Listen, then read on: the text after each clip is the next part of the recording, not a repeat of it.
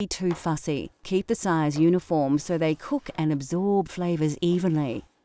Now it's time to fire up your stove. Place a pan on the heat and add some oil and butter. Ensure the pan is well coated. Place the meat cubes in the pan and brown them off. Keep turning them. You don't want to overcook the meat in the pan. Just give it some nice colour and flavour. Season with salt and pepper, but not too much. You can always season more later. Add the carrots and some chopped onion and stir through the oils, coating the whole dish with the simmering sauce. Then place it in your pot on a low heat. Sieve some flour over the mixture and coat well. This adds texture to the dish and keeps the meat together. Add your garlic, bouquet garni and tomato paste. Then pour in a whole bottle of Burgundy. Bring up the heat a little until it just starts to bubble. Place in the veal stock. Then put it aside on a low heat to simmer for about an hour and a half. Fry up your baby onions and mushrooms in oil and butter, just enough to coat them well. Don't overcook them, put them aside to add much later. After about an hour and a half, it's time to add the other ingredients and mix well into the broth. Leave on a low heat for another half an hour. Taste and season if necessary. Then it should be ready to plate up. Serve the beef bourguignon in a large bowl with a slice of crusty French bread. You can eat it right away, and it is delicious. But many say beef bourguignon is best prepared the day before, so it's great for dinner parties. Next on Cultural Flavours, we explore the sweet world of French desserts and give you a step-by-step guide to a baked caramel classic.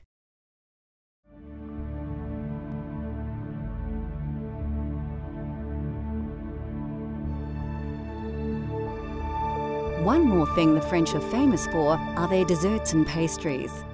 Considered the home of modern desserts, France is rich with tasty sweet dishes that have evolved over hundreds of years of food appreciation. French desserts are popular with home cooks, as anyone can try their hand at the multitude of dishes, and the ingredients are readily available. Eggs are very important in French desserts and cakes and are the key ingredient in dishes like crème caramel, mousse, custard and eclairs. Of course, French cooking just wouldn't be possible without butter. Butter is used in most dishes, but especially desserts. The French are also fond of adding fruit to their dessert creations in all manner of styles. And where would desserts be without sugar? Sugar is a part of nearly every dessert in the French food vernacular. And here are a few classics to inspire your cooking at home. Macaroons are a French classic and are often presented in several flavours. Chocolate is popular, as is pistachio, lemon and strawberry. Macaroons can be a challenge for the home cook to tackle, but the rewards are delicious. Of course, when you think French desserts, eclairs always pop to mind. Eclairs are also flavoured differently, but the chocolate variety is by far the most recognisable. The French probably have more desserts in their food culture than any other. They have perfected the art of flans, tarts and chocolates, plus a myriad of delicious treats too many to mention.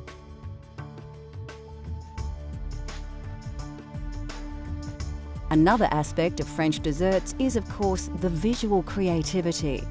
To be a pastry chef in France is to not only be a master of cooking, but also an artist, presenting their culinary creations in traditional and new and original ways, sometimes creating desserts that look too good to eat.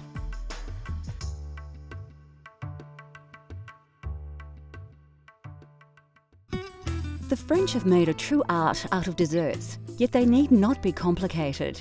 The trick with this dish is timing. Let things cook too long and it will be back to the mixing bowl for another try. Well, the reason why I chose crème caramel is because it's an old classic and everyone knows it.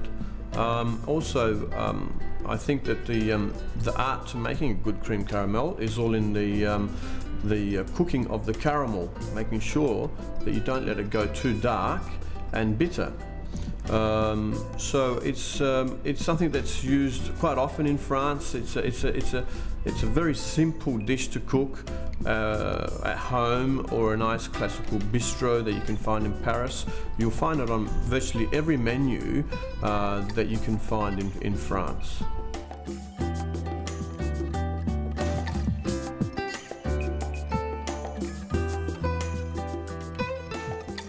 Although deceptively simple, creating creme caramel at home can be fraught with pitfalls.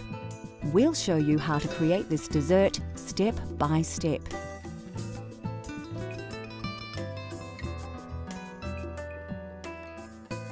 First, crack all your eggs into a mixing bowl. For this recipe, it's not necessary to separate the whites and yolks, so we're off to a flying start. The next step is to add your sugar. Don't dump it all in at once. The sugar needs to be slowly whisked into the eggs, mixing as you go, like this. Then it's over to the stove to warm your milk. You will need to bring it to the boil, but rather than stand and watch it, you can prepare your vanilla bean. Carefully slice the bean lengthways, but don't cut it right to the end. This makes it easier to get the bean out of the mixture later. Place the vanilla bean in the milk and wait for it to boil. As the milk rises, take it off the heat and put it aside for the vanilla to infuse. Now it's time to make the caramel. All you need for caramel is sugar, water, and perfect timing. You will also need a dish or sink filled with water to cool the saucepan.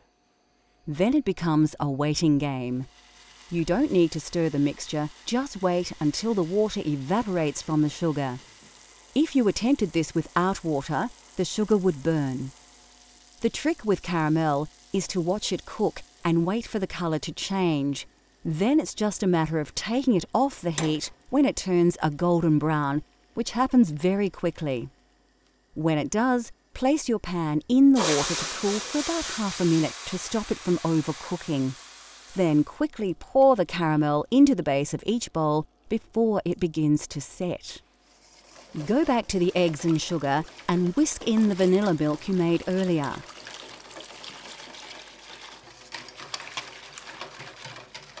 Find the vanilla bean and scrape the seeds out into the mixture.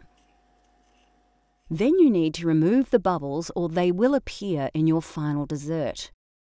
Use a ladle to work the bubbles off the top of the milk and put them aside. You won't need them. Ladle the mixture into the bowls on top of the now set caramel. You'll notice we have the bowls in a bain-marie. Of course, we will fill this with water to just below the top of the bowls and it will prevent the dessert from burning while cooking.